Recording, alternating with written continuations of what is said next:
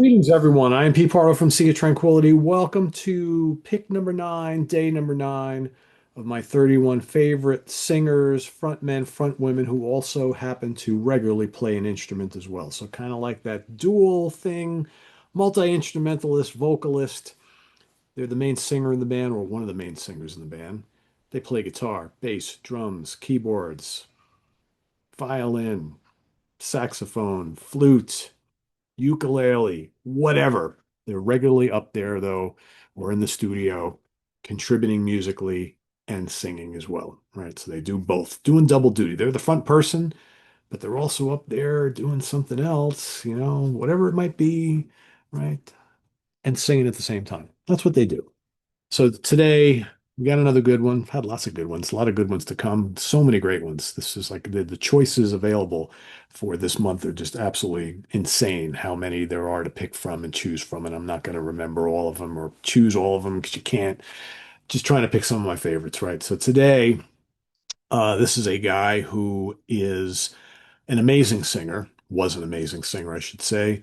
He has played and sang with many different bands, and he had a long solo career as well.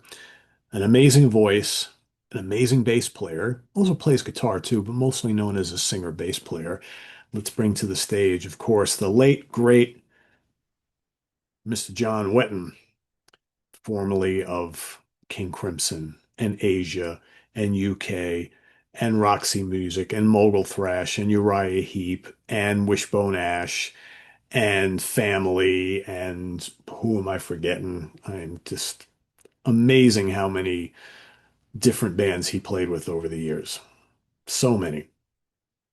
Appeared on so many albums, lots of solo records, like I said.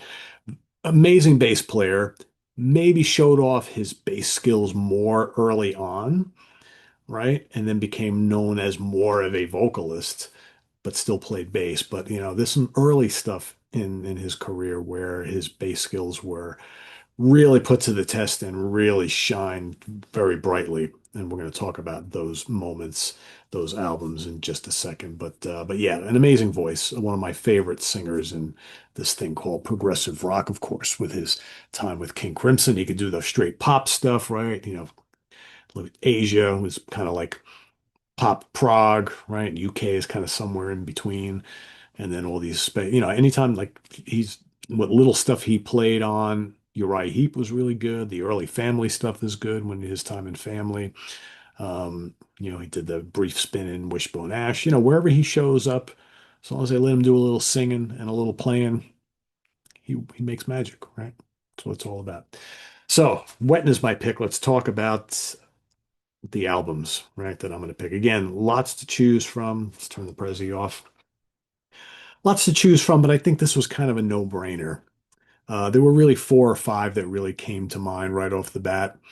And then I was like, all right, I got to whittle it down. And, got to whittle it down to the albums where his bass playing is pretty prominent and he's singing quite a bit on the album. So, like, stuff like his appearances in Uriah Heep, or Roxy, or even the Mogul Thrash album, because I really like that album a lot, but he's not singing on the whole album. And so it's like, the Wishbone Ash, right? It's like I wanted to pick stuff where um, it's basically him on the vocals and his bass playing is very prominent.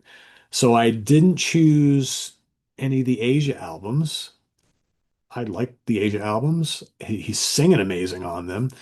Um, I don't know. He doesn't really seem to be doing much bass stuff that really excites me on those Asia albums. That to me, that's just Howe and Jeff Downes is what I really listen to the Asia albums for, and Wetton's voice. But for his bass playing and the voice going side by side, I had to pick Lark's Tongue and Aspic. Lark's Tongue's in Aspic, right? Even though, with the King Crimson stuff is weird, the three Crimson albums, because, and one of them I didn't pick because it's mostly instrumental.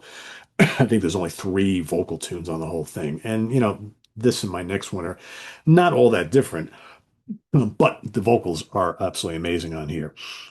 You know, Easy Money is on here, Book of Saturday, Exiles, right? Cool stuff. You got the book-ended instrumentals, Lark's Tongues and Aspic, and one and part two, and of course the talking drum. But the vocal work in between is really great. But more importantly, his bass playing is terrific on these King Crimson albums. Big and fat and distorted and just manic, and he's got to keep up with the craziness of Bill Bruford and all the crazy stuff that Fripp is doing and the Mellotron and everything like that. I think his bass playing, to me, never better than on the three King Crimson albums he did. But I only picked two of them. And of course, the other one, I picked Red. Starless and Bible Black, I wanted to pick, but again, it's mostly an instrumental record. His bass playing is terrific, though. So I ultimately went with these two. I mean, Fallen Angel, One More Red Nightmare. He's amazing on that. And Starless, probably my favorite John Wetton vocal moments ever.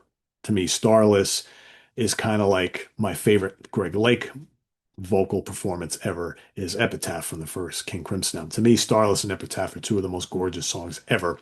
And it's all because of these two cats singing, right? Greg Lake on that song, John Wetton on this one. But the bass is amazing on here. Like how about on Red, man? He's just killing it on Red. The bass. How about that wah wah bass going on One More Red Nightmare, right? Oh, it's just so good. Just intense stuff. Intense. So yeah. So Lark's Tongues and Aspic and Red from King Crimson are the first two. For my third pick, well, I'm going to go with UK. Could pick Danger Money too, right? Danger Money's pretty great too, but I like the combination of everything that's going on the debut a little bit more. And it's got Holdsworth, right? It's got Holdsworth and Bruford. Wetton is killing it on here. The vocals are amazing. Eddie Jobson is great on here. The whole band is just absolutely amazing. In the Dead of Night, there's just some wild stuff going on there. The interplay between Bruford and Wetton, right? And then Holdsworth doing his thing, and then Eddie coming in. That's just amazing. By the Light of Day is amazing on here. 30 Years Alaska's terrific. Time to Kill, Nevermore, it's mental medication. I mean, just sick stuff on here. And Wetton, to me, this is probably this and Danger Money are probably the last albums for me where I'm really listening to what John Wetton is playing on the bass. Not that I don't want to hear or that I'm just discounting what he does on the Asia albums or any of his solo records, but to me, the most intense bass playing coupled with the vocals that he ever did was King Crimson to UK. And Dante's got to go outside. We're dog sitting this weekend, so son's dogs are here. So yeah, so those are my picks. UK, Red, Lark's Tongues and Aspic from the mighty John Wetton. Let us know what you think of John down in the comments below, as well as your pick for today, day number 9.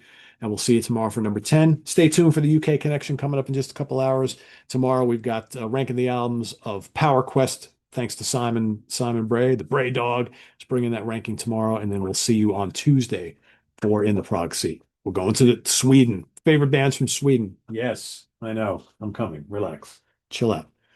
Being persistent. So anyway, visit us on the web at www.seatranquility.org. We're on Facebook, YouTube, and Instagram all the damn time. Please subscribe if you haven't already and click on that notification bell so you get alert of all of our content as it posts. And please do hit the like button before you leave. Also down below, we got the links to our Ko-Fi page for channel donations, our merch page, our Cameo page, and the Sea of Tranquility membership options. All down below. Thanks in advance, folks. Greatly appreciate it. Dante thanks you too. He's like, now we got to go, right? So, okay. So thanks for watching. See you tomorrow morning for picking day number 10. Till then, I'm Pete Pardo. Enjoy your weekend, everybody. Take care. Bye-bye.